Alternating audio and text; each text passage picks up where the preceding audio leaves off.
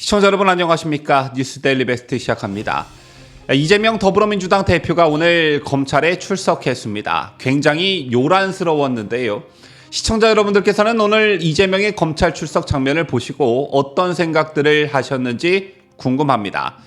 저는 먼저 박근혜 대통령과 이명박 대통령의 검찰 출석 당시의 장면이 떠올랐습니다. 먼저 2018년 3월 14일 오전 이명박 전 대통령이 서울중앙지검에 피의자 신분으로 출석했습니다. 중앙지검에 들어서기 전 이명박 대통령은 2분 정도밖에 안 되는 굉장히 짧은 대국민 입장을 발표했는데 그중에서 이런 대목이 있습니다. 전직 대통령으로서 하고 싶은 이야기가 많지만 말을 아껴야 한다고 스스로 다짐하고 있습니다. 이렇게 당시 이 전 대통령은 말했고 곧바로 중앙지검에 들어섰습니다. 또 지금으로부터 약 5년 전이었죠. 2017년 3월 21일 박근혜 대통령이 중앙지검에 출석했습니다.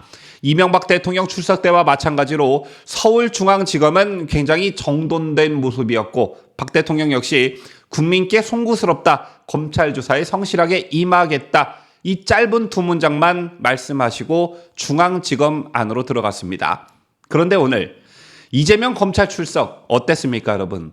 돗대기 시장도 이런 돗대기 시장이 없었습니다. 일단 떼거지로 몰려다니는 조폭 새끼들도 아니고 민주당 의원들이 대거 동행했지요. 그리고 이재명은 성남지청 로비가 아닌 정문에서 차에서 내려 민주당 지도부와 약 100m가량을 걸어서 이동했습니다. 때문에 이재명은 경찰과 지지자, 반대 집회 참여자들에게 둘러싸여 100m 거리를 15분 넘게 이동했는데요.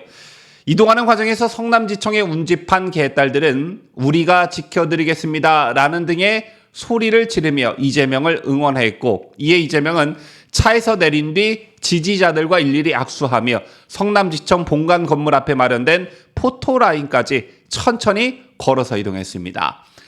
범죄 혐의를 받는 피의자의 출두인지 대선 출정식을 하러 온 사람인지 분간이 안 되는 장면이 오늘 연출이 된 것인데요. 영상 초반 제가 설명해 드렸던 이명박 박근혜 대통령의 중앙지검 출석 장면과 너무 대비된다는 생각, 여러분께서도 아마 이런 생각들 드셨을 겁니다. 전직 대통령 신분도 아닌 임기 2년짜리 야당 대표에 불과한 사람이 대체 뭐라고 나라를 온통 이렇게 시끄럽게 하는지, 이게 바로 민주당스럽다, 이재명스럽다라는 건데요. 피의자가 조사를 받으러 가면서 어떤 새를 과시하면서 여론전을 펼쳐 수사진을 압박하는 풍경이 우리 국민들 앞에 펼쳐졌다, 이렇게 볼 수 있고요. 논란 속에서도 1월 임시국회 방탄막을 쳐놓은 민주당은 이날 피의자 이재명과 함께 동행했습니다. 새 과시는 결백을 소명하는 일과 전혀 무관한 일이지요. 여러분 아시다시피 성남FC, 대장동, 변호사비, 쌍방울 의혹 등 이재명이 연루된 사건은 모두 민주당과 직접 관련되지 않은 전과사범 이재명 개인의 문제입니다. 그간 당내에서도 개인적 사법 리스크를 당과 분리해야 한다는 주장이 줄곧 이어져 왔었죠.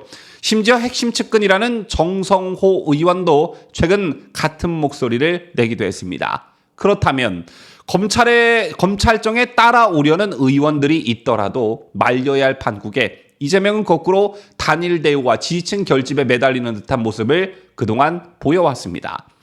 이재명 개인이 연루된 사건에 민주당과 지지층이 일제히 뛰어들어 맞서는 모양새가 되어가고 있는 것이지요.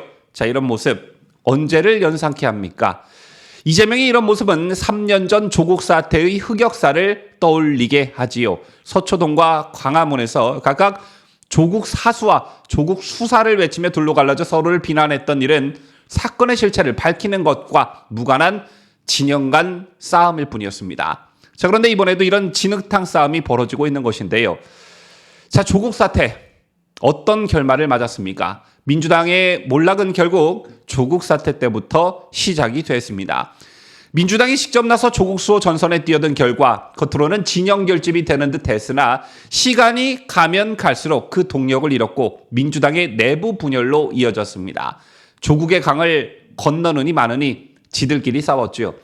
자, 이런 민주당의 모습에 대다수 국민들은 등을 돌렸고, 이런 민심은 4.7 서울 부산시장 보궐선거 때부터 서서히 드러나기 시작하더니 결국 이게 대세론이 돼 대선, 그리고 그 뒤에 이어진 지방선거 참패까지 민주당에게 적지 않은 타격을 입혔습니다. 그런데 민주당이 지금 조국 수호 대신 이름만 바꿔 이재명 수호에 또 올인을 하고 있는 것입니다. 더군다나 조국 수호 때는 그 배경이 문재인 정권이었지만 지금 이재명 수호를 외치는 민주당의 배경은 윤석열 정권입니다. 자, 여러분 혹시 검찰의 수사선상에 오른 정치인이 아무리 반발을 하고 지지층들이 결집하고 그 정치인이 소속되어 있는 정당이 총력을 다해 방탄을 한다고 한들 수사 결과가 바뀌는 거 보셨습니까? 앞서 언급한 온 나라를 떠들썩하게 했던 조국 전 법무부 장관도 수사와 재판을 지연시키는 데는 성공했을지는 모르겠으나 그의 부인 정경심 교수는 중형을 받고 이미 교도소에 수감 중이고요. 조국 역시 최근 검찰로부터 징역 5년을 구형받았습니다. 또 친노 친문 적자로 꼽혀온 김경수 역시 민주당이 나서 검찰 수사에 강력히 반발했지만 결국 교도소 수감을 면치 못했습니다. 그런데 이재명이라고 예외일 수 있을까요? 오늘 성남지청에 출석한 이재명이 받고 있는 혐의는 성남FC 불법 후원금과 관련한 제3자 뇌물죄입니다. 제3자 뇌물죄, 정치 사건에 자주 등장하는 죄목인데요. 가장 유명한 사건은 박근혜 대통령이죠.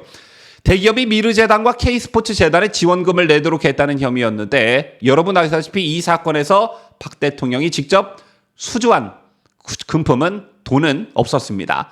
자, 그런데 재판 결과 징역 20년 유죄가 선고됐고 여기서 등장한 말이 바로 묵시적 청탁이라는 말이었죠. 제밖에 정찬민 의원의 죄명도 같은 제3자 뇌물죄였습니다. 시장 시절 업자에게 인허가 편의를 제공했고 그 대가로 지인이 싸게 토지를 사도록 했다는 혐의였는데 1심에서 징역 7년형으로 항소심 진행 중에 있습니다. 자, 그럼 성남FC 사건 속 제3자 뇌물을 한번 들여다봅시다. 성남 관내 기업들이 성남FC에 광고 후원금을 냈고 그 대가로 인허가 편의가 돌아간 것입니다. 인허가권자인 성남시장이 바로 이재명이었지요. 55억 원을 낸 두산건설의 경우 분당구에 두산그룹 소유 병원 부지가 있었는데 이 땅이 상업용지로 변경됐습니다. 또 39억 원을 낸 네이버, 33억 원을 낸 차병원에도 같은 의혹입니다. 따라서 사건 자체는 대단히 간단하다 이렇게 볼 수 있는데요. 예상컨대 이재명이 할 진술은 이미 정해져 있을 겁니다. 뇌물로 볼 모든 정황을 부인할 것으로 보여지는데 성남FC 구단 운영이 시정과 직접 관계가 없음도 강조할 것이고 무엇보다 후원금이 이재명 자신에게 이득이 되지 않음을 항변할 것입니다. 이재명이 그동안 펴온 논리들이 전부 이런 것들이었죠. 후원금을 받았더라도 그건 성남 시민의 이익이다. 바로 이런 취지의 논리였습니다. 자, 그런데 이를 검찰이 예상하지 못했을까요?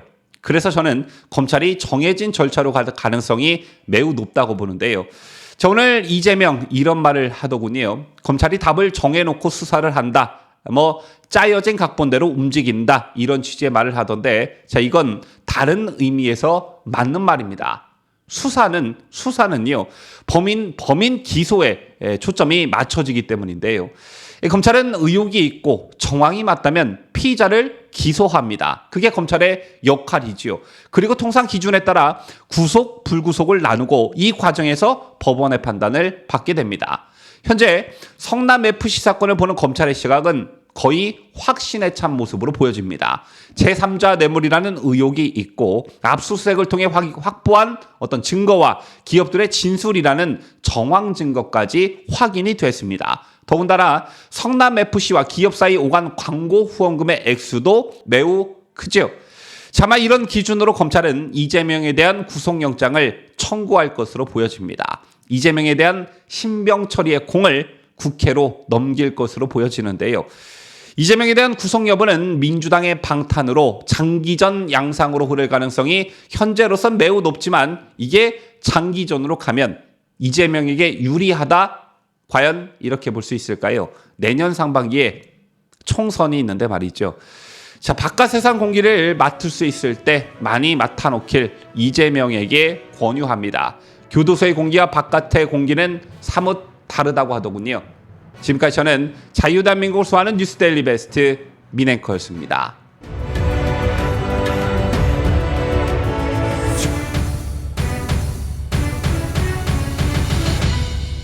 함께해요. 뉴스데일리 베스트.